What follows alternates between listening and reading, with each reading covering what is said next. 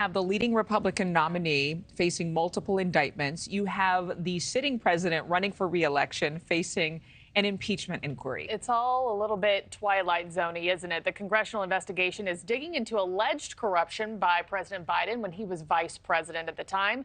The Republicans have failed to produce any evidence of that so far. His son Hunter denying any misconduct by his father. Joining us now to discuss, we have Denise Gitsham, Jesse Weber, and Lydia Moynihan. Thanks to all three of you for hopping on this morning. Denise, let me just start with you. Do you think this will backfire on Republicans and be more of a shot in the arm to President Biden, similar to what we've seen in the wake of President Trump's impeachments and indictments, being a shot in the arm to his campaign? What say you? I think that House Republicans have very little to lose right now, and I think Joe Biden has everything to lose. I think Joe Biden hopes for a shot on the arm, but so far nothing's given it to him. If you look at the polls, he's trailing Trump in every swing state. This impeachment inquiry, however, is not about impeachment itself. And I think it's so important that we distinguish between the two, because this is an inquiry to bring truth to light. None of the Bidens have been cooperating with any of the requirements that House Republicans have put forth in terms of subpoena, and they've felt like they've acted like they've been above the law and above congressional inquiry. And so this is really about focusing. It's a political move, no doubt, but it's about focusing on the feeling that most Americans have that there's something fishy about what's going on in the Biden family and their engagement with foreign nationals. Jesse, I want to take it to you because of your legal background here. I mean, it is important to remind the American people that President Biden is not being impeached. And that he hasn't been found guilty on anything. But this is a way for these GOP-led committees, these three committees, to further their investigation, force those subpoenas. Is there anything else that we as Americans watching from home should know about this process? Absolutely. So, yes, you're right. This gives House Republicans more legal power, right, to, enforce these kind of subpoenas, to look for things that might not just be about President Biden's connection to his son's business dealings, but also to look into, the classified documents investigation as well. I know that they want to subpoena White House counsel Dana Remus.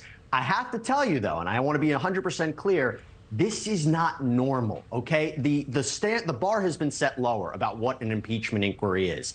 You have to have some evidence of wrongdoing. It can't be just, let's go find something and use this as a mechanism. Now, I know there's buzzwords, Burisma, Hunter's laptop, hold 10% for the big guy. But nothing at this point has actually tied the president, President Biden, not his son, the president, to any wrongdoing that would be an impeachable offense. And I think that's a major concern that this is being, and it's always been a political tool, impeachment, right? But the idea that it's being used now, right in the middle of this, about to come into this election, after what happened with Donald Trump, it just feels really wrong. And it's very hard to justify the use of this. And I know House Republicans who are kind of on the fence and say, well, we just have questions, right? We just have questions about what's happening. That's not enough for an impeachment inquiry in my mind. Yeah, Lydia, let me go to you now. We all saw Hunter Biden, I should say, skip out on that closed door testimony and deposition yesterday. I had thoughts, I wonder if that was part of the plan for Republicans, because 6 months ago, if Hunter Biden had said, hey, I'll come testify publicly, I don't think there's a Republican in the halls of Congress who would turn down that offer. So did they say, no, it has to be closed door deposition? We know you're likely not going to take it. We'll throw out contempt of Congress, and then maybe that's an added stain to the family. I mean, what do you think about all this? Well, it's certainly not insignificant that the very day that Hunter Biden basically refuses to sit for a deposition, this vote happens. I think, if anything, it sort of galvanized Republicans who were on the fence to say, okay, well, clearly Hunter Biden, no one in this family is willing to cooperate. And it kind of put them in a situation where they realized the only way that we're going to get answer to these very important questions that the American people deserve to know, the only way we're going to find the truth is essentially by continuing this impeachment inquiry. And Mike Johnson was very clear, this isn't about convicting anyone. This is literally just about getting more information, which has been impossible to do to this point. Now, I am in agreement with Jesse, though. It does feel like in the future, everyone is going to have their 15 minutes of fame. It kind of feels like the modern version of that is in the future, everyone will have their 15 minutes